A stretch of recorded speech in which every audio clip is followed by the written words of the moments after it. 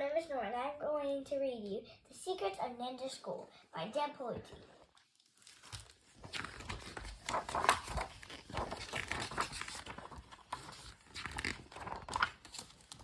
Tucked outside the busiest section of the village, over a meandering brook, across a wide yellow field of waving grass, and up a steep, craggy hill sat a school.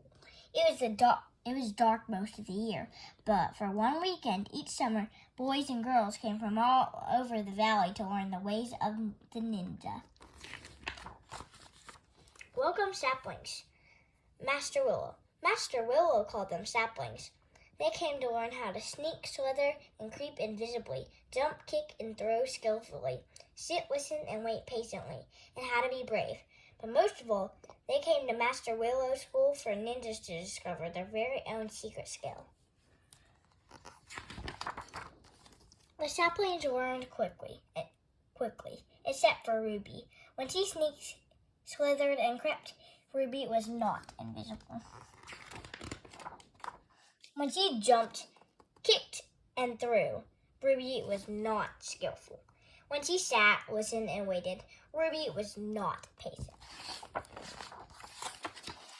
And Ruby was most certainly not brave.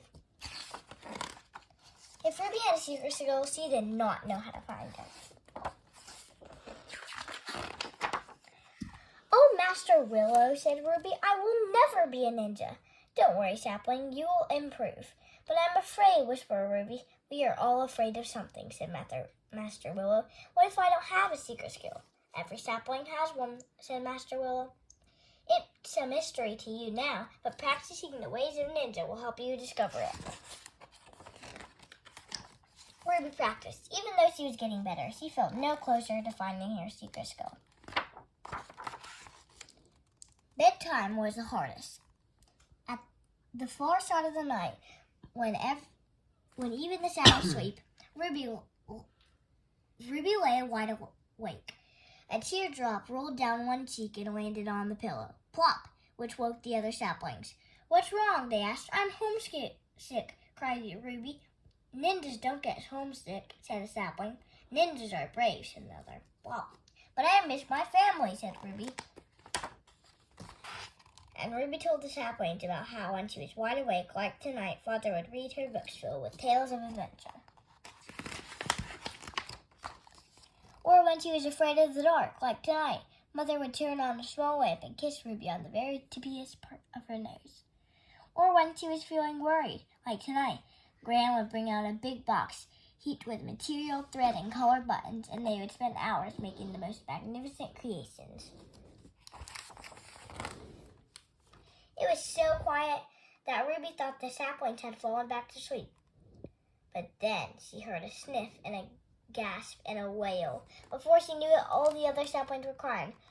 "Oh," said Ruby, "you're homesick too." "Nonsense," cried one. "Not me," bawled another. Ruby knew just what to do. "Where are you going?" asked the sapling. There was no answer. "Let's follow," said another. But Ruby was nowhere to be found. When she sneaked down the hallway, Ruby was invisible. When she jumped over obstacles, Ruby was skillful. Ninja craft area. When she snipped and stitched and stuffed, Ruby was patient. And when she crept back to her room through the silent, shadowy hallways, Ruby was very, very brave. Ruby switched on a lamp and the room filled with warm glow. She gave each of the saplings a stuffed dragon and told them stories of bravery and daring.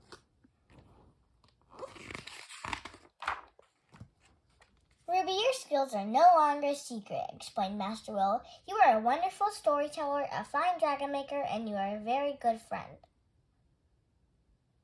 Welcome, ninjas. Ruby kept practicing because being brave isn't always easy, even for a ninja. Take care.